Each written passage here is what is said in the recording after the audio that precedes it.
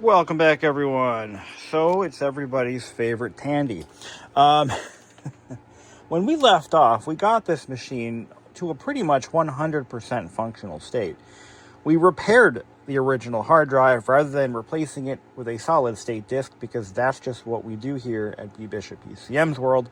We try to keep things original or period correct wherever possible. And I emphasize wherever possible. It's not always possible to do that. I realize this. There are situations where you might find a computer of this vintage or newer or even older, and you just don't want to deal with mechanical hard disk drives because they're unreliable. I get that. Or they're unavailable. There are some drives that are just absolutely unavailable at any price from anywhere. Such is the case with the Tandy 1000 HX. There was no hard drive option at all from the factory. So there is a modern solution for this. It's pretty well documented. The Rob Krenneke 3-in-1 board, and there's also a 4-in-1 board. And there are folks who have taken up the initiative to build these. And one of the benefits of this hardware add-on is it adds a functional hard drive on a machine that never had that option. But whenever possible, on a machine that is appropriate, I will go through the effort of repairing the hard drive. I actually went through a similar scenario with my Toshiba T3200SX, but luckily I had a working drive that was a good match for the original drive, and everything worked out just fine. Sometimes you get lucky that way. Sometimes you just take the drive apart, you pull out a rubber bumper or what's left of it, and you rebuild the new bumper out of shrink tubing and put it back together, and voila, your 50 megabyte hard drive is A-OK. What makes this computer unique, and one of the most unique in my collection, is it is a 286 with a factory CD-ROM drive. Yes, a factory optional CD-ROM drive. It's unusual because the drive is a 700 megabyte CD-ROM drive with a 50 megabyte hard drive. Think about that for a second. Take all the time you need. Sadly, the Tandy CDR-1000A has died. It just doesn't work anymore. I have tried the basics. I've tried adjusting laser power. I have tried recapping. And those are the two main reasons these things typically go out. We are getting a laser beam, but it's not receiving it back. Or the motor controller is bad. The symptom is, so even without connecting it to a controller, you can essentially diagnose or at least verify the functionality of the drive simply by plugging it into power. A functional CD-ROM drive, no matter what it is, should at least do a quick little spin and verify that there is a disk in the drive. This doesn't even do that. The disk twitches a little bit, indicating that the motor controller is bad on the the spindle controller portion is bad, or it's just not receiving a strong enough laser power. So what it does is it sends the laser out through a laser diode, and it bounces back on the CD, and it should land somewhere on a receiver. That part just isn't working anymore. It's left the chat. So I have worked on a ton of CD players in my small business, and typically I can get them working with a cap job and a laser cleaning or lens cleaning, and sometimes I have to bump up the laser gain in order to get it back. And sometimes it works, sometimes it doesn't. So what I've gathered you all here today for is phase 2. So what we're going to do is replace the drive, but not with some random CD-ROM drive from my pile of CD-ROM drives, because I do have spare hard drives, floppy drives, and CD-ROM drives for most of my machines, except this one. Oh yeah, the floppy drive is dead. I figured out why after the fact, so I've kept the original drive, and I will probably repair it. For whatever reason, I missed these caps. I don't know what the hell I was thinking. But they're bad, and we're going to probably replace them, and we're going to get this drive working again. I did the electrolytic caps, the through-hole ones, but not these. The hell. So this drive is actually viable. We're going to fix this, and then I'll have another spare drive on my hands. Anyway, and the world goes around. Or not. And as a little quick recap, in order to use... Oh, this is just crazy. So, I initially went looking for a floppy drive because I forgot to check the caps. By the way, if you're wondering, they're bad. Look, there's corrosion all around them. I didn't, and there's a surface mount cap, C70, that is blown apart. So, this is fixable. If I can find out what C70 is, I can fix it. Besides the point, to get that, because it has a very unique floppy drive opening that's molded into the case, I had to find either a floppy drive or another 2500. Well, I found a 2500 SX33, which is a 386. However, even though it's identical in appearance to this, it has a completely different faceplate. As a matter of fact, the floppy drive opening is not molded in that case. In fact, it uses a standard floppy drive that you would typically find off the shelf, with one exception. It has the blue oval-shaped or elliptical eject button, with one catch. See, the 2500 XL2 uses a bus-powered drive, which is typical of Tandy products of the era. But in the 386, they said, you know what?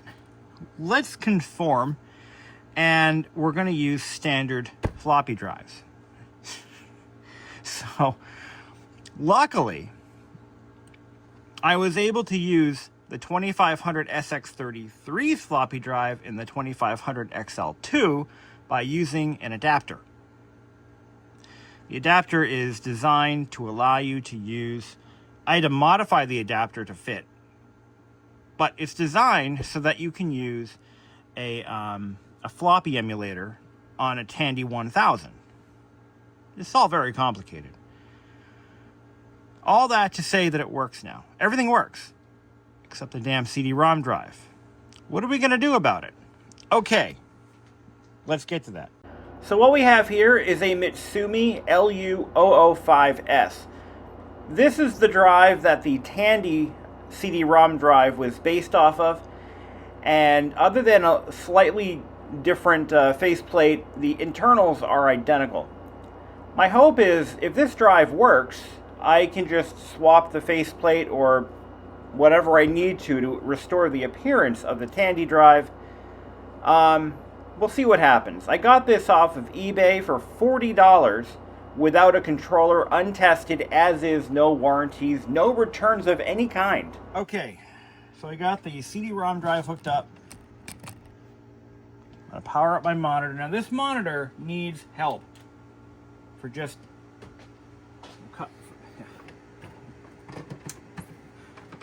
For just 85 cents a day, you can help this VGA monitor live a better life. All right, let's power it on. Let me get my power connector hooked up. Oh, it's already on. Well, okay then. So let's do a, let's see if the driver loads. You can't really see the monitor. I'm so sorry. There we go. How about now? So let's see if it does a presence check of the drive. So it supports HiMem, I'm sorry, I misspoke earlier, but not 386 enhanced. Okay. It does see the drive. Yep, it's giving it a drive letter and everything. So all we need to do now is put in a CD-ROM. Disc, CD-ROM disc. So we're going to open this guy up.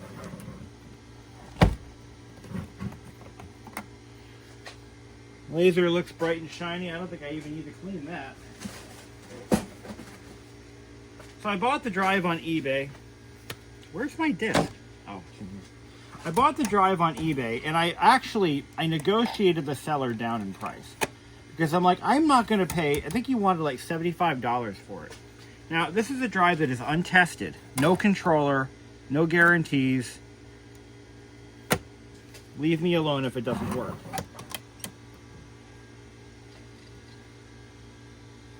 I think it's dead.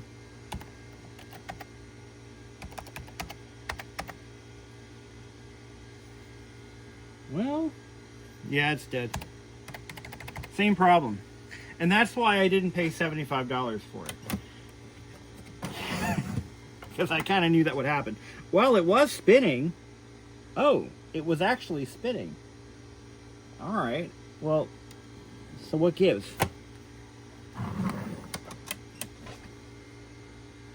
Yeah, it is spinning. The other drive wouldn't even do that. So it's trying to read from it. It actually has some hope. Yeah, it's spinning up. Yeah, the other drive wouldn't even do that much. So there might be some hope here. I hear it making noises.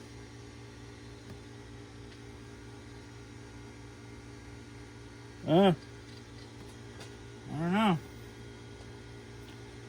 I mean, it's better than it was.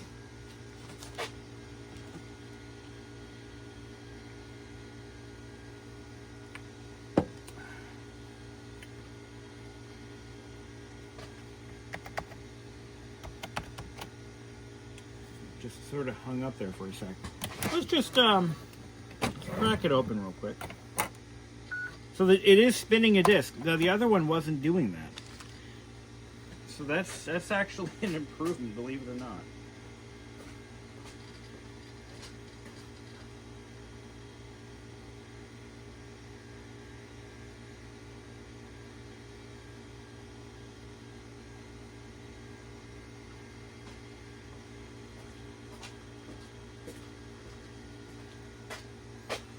All right. Now, there's always a distinct possibility that one of the problems we're facing here, at least with this drive, is it could be an incompatible driver or controller. The drives were made within December of 91 versus, not really sure when this was made, but it was made in 92. December of 92, they're 1 year apart. I don't think there's much of a difference between controllers, honestly. See, it's trying to read from it. It really is. Let's keep retrying it until it... Let's try a different disc. Now that we have a disc that's a drive that actually spins, it may be possible that, hey, maybe the disc is bad. Let's try another one. Go get something random.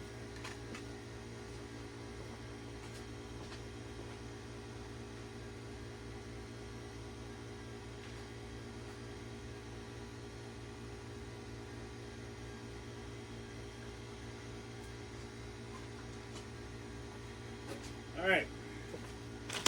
Microsoft Golf.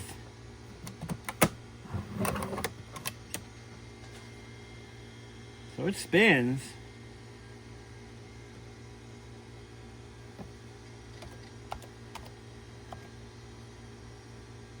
Oh, I'm getting a busy light. It's actually doing something. Okay. Let's try something.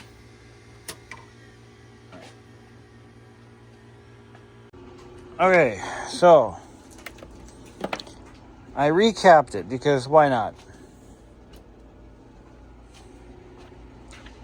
Really? Because why not? What's the worst that could happen? It blows up and makes sparks. Actually, yeah, that would kind of suck, wouldn't it? But no, I figured, you know what? What the hell? Thingamajig about her is, Capacitors go bad from sitting all the time.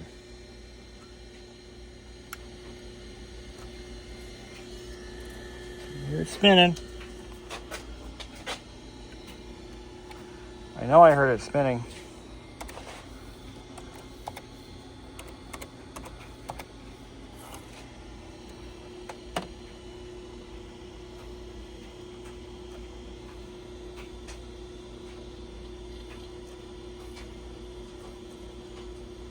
Yeah. Same. But again, it's spinning. So it's trying. Of course, it can't clamp down. So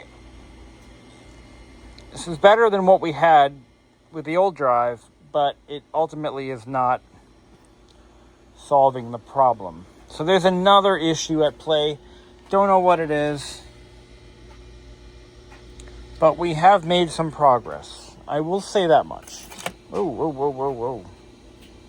They're spinning there, buddy. Yeah, it's not going to happen. Same. It was worth a try. It was $30. That's what I paid for the drive, $30. It was a $30 gamble. I think it paid off. I mean, we have more function than we had before. And I do believe the controller is exactly the same as the driver. I don't know why it would be any different. So, I have one more thing I want to try. So let's compare the two. CRMC-LUOO5S, CRMC-LUOO5S. So, newer revision. Very similar. 16.7Q, 16.7Q, 10. Yeah, pretty much. One difference, these capacitors have been laid out a little bit differently. Oh, wait, I'm looking at it wrong. No, they're the same. And the values are about the same that I can remember. I think it might be worth... Well, let's see. Optical block KSS220A. Same part number 19911. So the serial number is different. This one, the motor doesn't spin. Now, that could be the controller on the board, but it could be the motor too. This one, the motor spins, laser kicks in and out, but nothing else. What if we just swap the optical block from one to the other? No one's saying no, so I'm just going to do it. A couple of small changes were made between the two drives, and I see them as possibly improvements. On the original, the optical block had a plastic cover. On the revised one, it is metal. This device here, which contains two resistors, was added between the control board and the traverse motor. An additional ground wire was added, and the pad exists on the original board, which I will solder it to that. Other than that, it's very similar. What really is unfortunate is this is where things are going to go sideways, because I cannot adjust the trimmers without the proper rigging. There would have been a test bench or a bench test rig at the factory for each component and the final assembly to dial everything in, and I do not have this, and I am going to go on a limb here, and I'm going to say even V Westlife probably doesn't have all this equipment. There would have been a test disc, a CD. It would have linked to an oscilloscope. I have an oscilloscope. But instructions and instructions for what to adjust and in what sequence. This information has been lost to history. It just doesn't exist anymore. So it really isn't much I can do if this doesn't work. And I don't think it's going to. I'll be honest. I don't think this is going to work. I think there is a more serious issue, and I don't know what that issue would be. There aren't a lot of components on here, but one of these chips drives the motor and sets and adjusts the speed. It's a 2-speed. Here. It may be the motor itself. There's a board and a chip right on there. There are no capacitors in there. That was what I was thinking when I took it apart. I'm like, wait a minute, maybe there's a cap in there that needs to be changed. But I don't see one. So that cap would be on the board over here. There is a capacitor in the circuit. We just need to figure out where that is. And I think for sure that it's going to be on the main board here. There really isn't a lot I can do if this doesn't work. So, let's just see what happens. Okay, drive's hooked up. I've got Microsoft Golf here. This one did show some positive results. I mean, these are good discs. I know that for certain. So let's turn it on.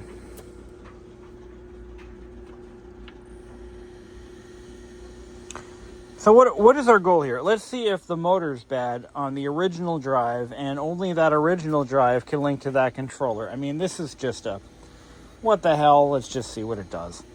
If that's not the case, if it doesn't spin up, then clearly the motor controller's bad.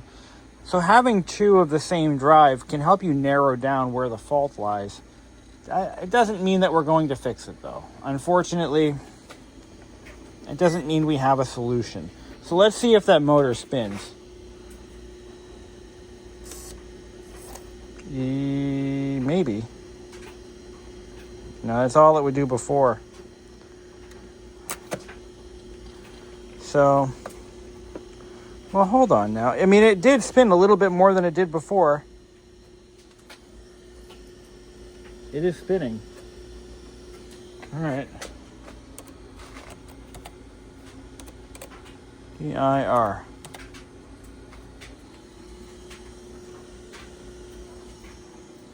It's trying. I hear noises. It's trying.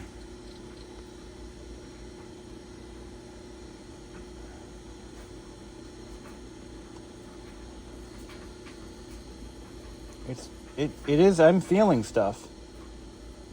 It's really trying to read that disc. Look at that.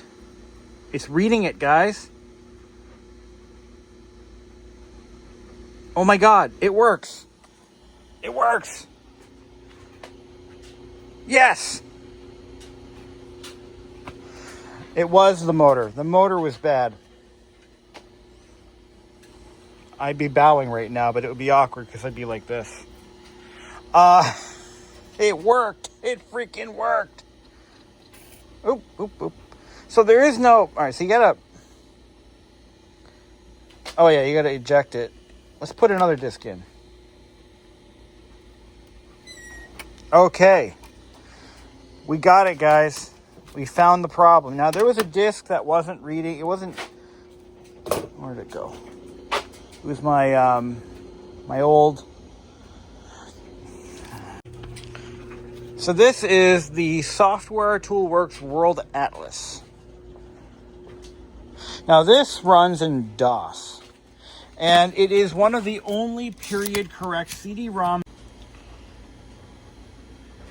Alright guys, so I just installed the World Atlas. Now this was the one piece of software that I have that is period correct. Not only is it period correct, but it will run on anything. This will run on anything. Earliest IBM PC with 640K, yes it will. It only requires a CD-ROM drive because it is a massive database of Atlas information.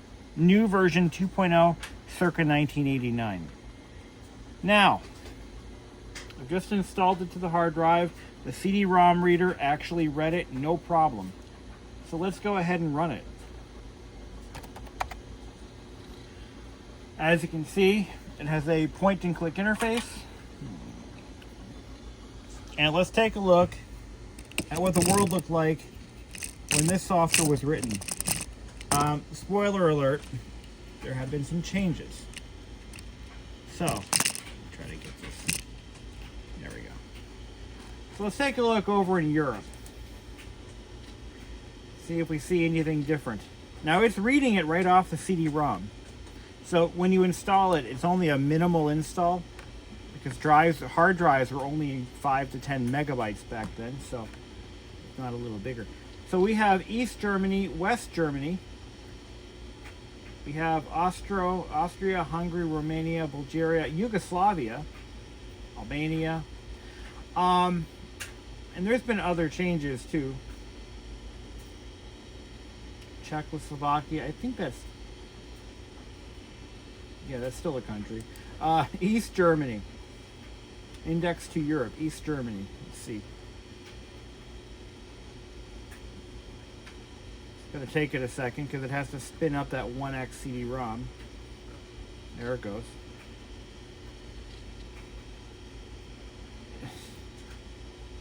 Karl-Marx-Stadt, Nürnberg, Stuttgart.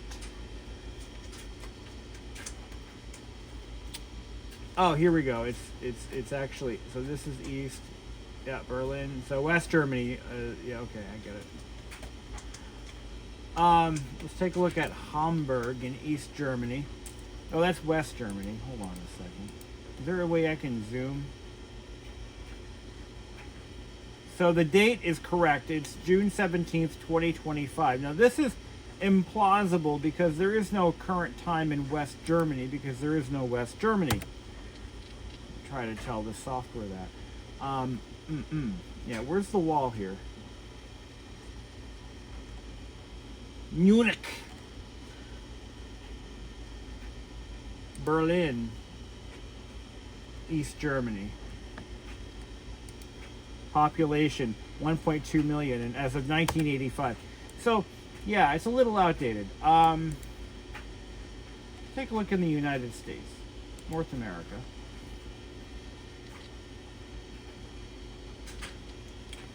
And there we go. Sorry about the flicker, guys.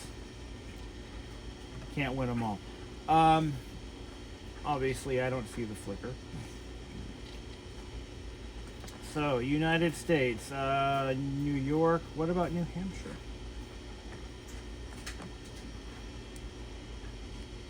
Stat graph map find.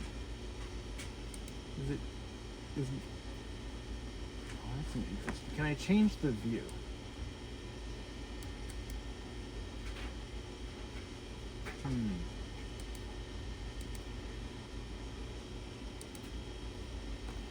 New Hampshire.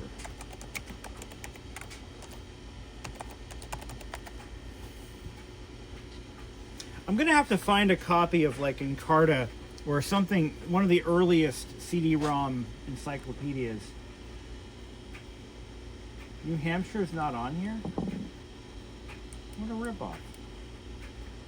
So it doesn't contain, it's really just, okay. So it's really just a world atlas, not a New York.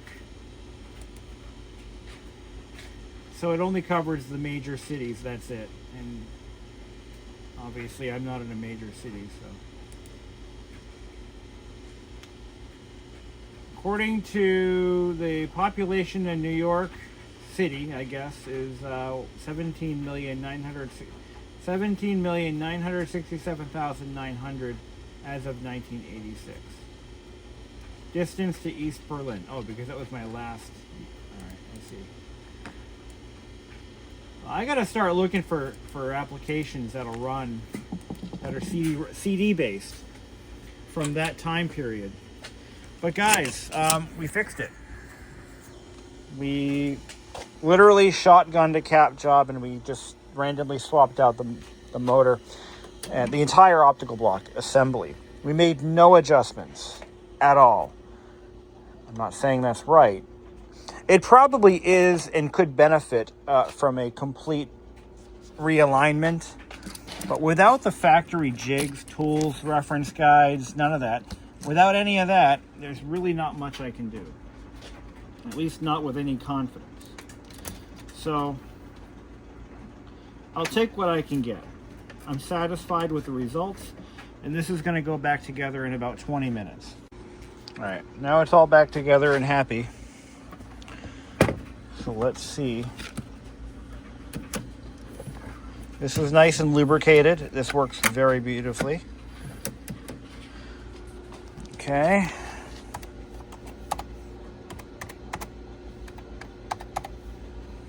See how long it takes to turn back a result. There it goes. It's very slow. But you got to realize it's spinning at the same speed as an audio disc. It's going to take some time. And there it goes. So it is working. Now it may be doing a lot of read correction. So that's where the alignment would really come in handy. Let's see if it can read a CDR. I know you're all dying to know if it can read a CDR, because I want to know too. So let's grab one. Now, as for the rest of the parts, probably hang on to them for a little while, but I'm not going to keep them forever. Actually, I probably am going to just toss the rest of the parts because they're of very little use to me. And the way I look at it, if it dies again, it'll be for real. So let's see if it can read a CDR. So it didn't acknowledge a disk change. Oh, wait, hold on.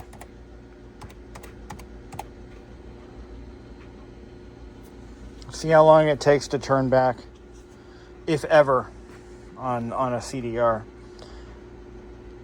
There's a lot of talk about older CD drives not reading them. So let's prove them right or wrong. There's a lot of data on that disk, so there it is. Publisher. So yes, it can read a CDR. Now that's interesting. But it's going to take some time because there's a lot on there. Oh no! No, it doesn't like it. Fail. So let's try another one.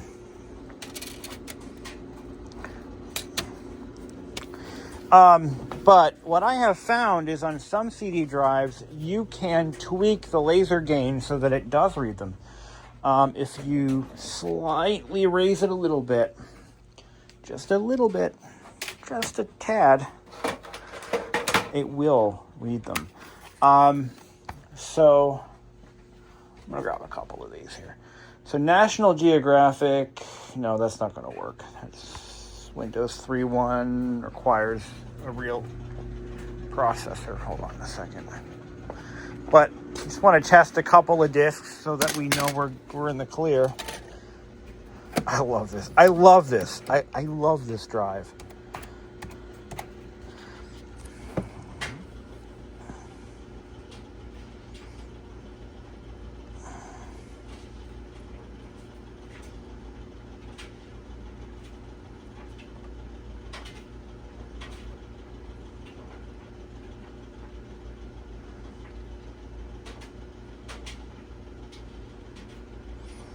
But like I said, it could be doing some read correction, which is where a complete soup to nuts drive alignment procedure may actually increase.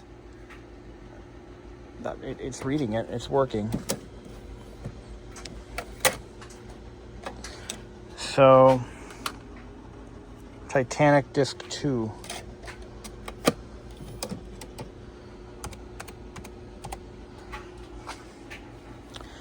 But that is about perfect. So I think we're not done with this, Tandy. No, we're going to retrobrite this. I'm going to set up a retrobrighting station in my driveway in a couple of weeks. I have to do that entire Mac 120 or 512 that I got. And at the same time, I'm going to retrobrite this. And I'm going to do a catalog of all the capacitors that are in it. And then I'll order those. And at that point, I'm going to retrobrite both the Tandy monitor and the, yeah, we're good here. We're good.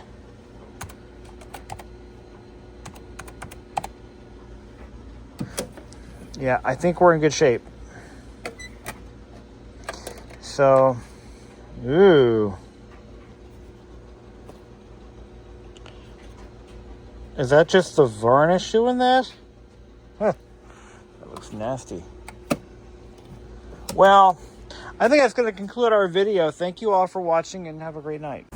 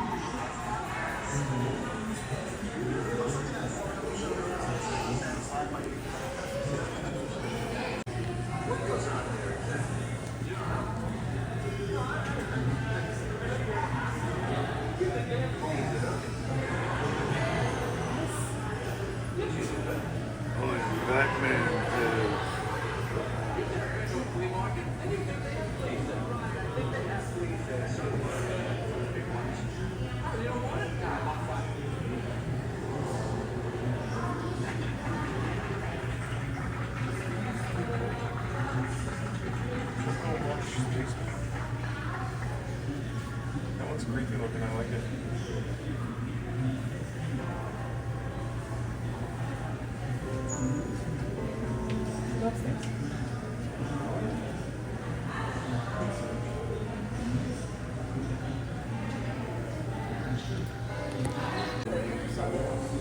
That's what they're packaging right now. The Justice League. Yeah.